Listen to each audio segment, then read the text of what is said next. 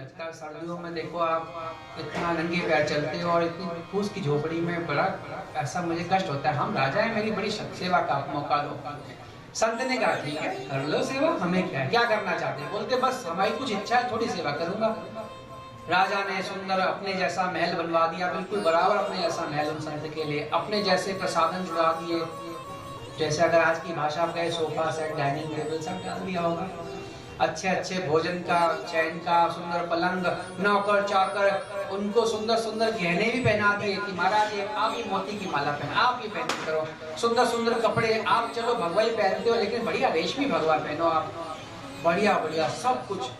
केवल एक रानी को छोड़कर सब कुछ उनको अपने जैसा दे दिया।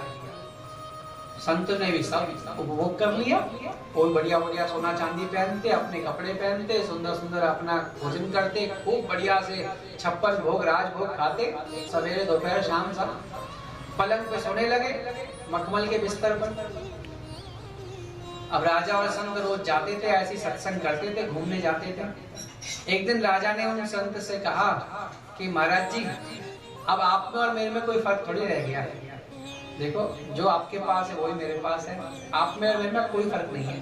उन्होंने कहा बिल्कुल ठीक कहते हो, अब तेरे में और मेरे में क्या फर्क है? जो तू तेरे पास है वही सब मेरे पास है, जो तू खा रहा है वही मैं खा रहा हूँ, जो तू पहनता है वैसे उत्तम रेशम पहनता हूँ, जो तू सोने के अलंकार वही मैं, तेरे मेरे में कोई फर्क नहीं है अब। और ऐसा कहते कहते संत चलने लगे, आगे चलते चलते नगर की सीमा आ गई। राजा ने कहा महाराज जी अब वापस चलना चाहिए नगर की सीमा। उन्होंने कहा थोड़ा और चलो आगे। राजा चलने लगा, और चल रहा था, दिन ढलने लगा था।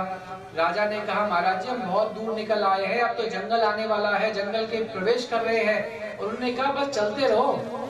राजा ने कहा अरे महाराज जी आप तो फक्कड़ बाबा, आपके ना घर ना बाहर संतान, मेरे तो 20 बच्चे हैं, वो इंतजार करते होंगे। उन्होंने कहा अरे महाराज छोड़ो कौन 20 बच्चे, चलो आगे और चलो, तुम और मैं एक जैसे ही तो हैं, अब तुम्हारे और मेरे में अंतर क्या है? और आगे चलते गए। उन्होंने कहा बस आज से हम यहीं रहेंगे इस जंगल में, खूब आनंद आएगा, अब यहाँ भजन करो, क्योंकि तुम और मैं एक जैसे हो गए ना। कुछ दिन मैंने तुम्हारे जैसा जी लिया, अब कुछ दिन मेरे जैसा तुम जियो। राजा ने कहा महाराज मुझे समझ आ गया, हम आपके जैसे कभी नहीं हो सकते। ये बात सत्य है। कैतव धर्मी कभी भी भगवान के शरणापन्न वैरागी भक्त के समान कभी नहीं हो सकता। ये दृष्टांत इसलिए सुनाया कि हम कैतव धर्म लेके साधु संग करते हैं, हम झूठ बोलते हैं संत वैष्णवों से, गुरुओं से, हम उनके प्रति अपराध करते हैं, उन्हें ठगना चाहते हैं, जो हम नहीं है वो दिखाते हैं।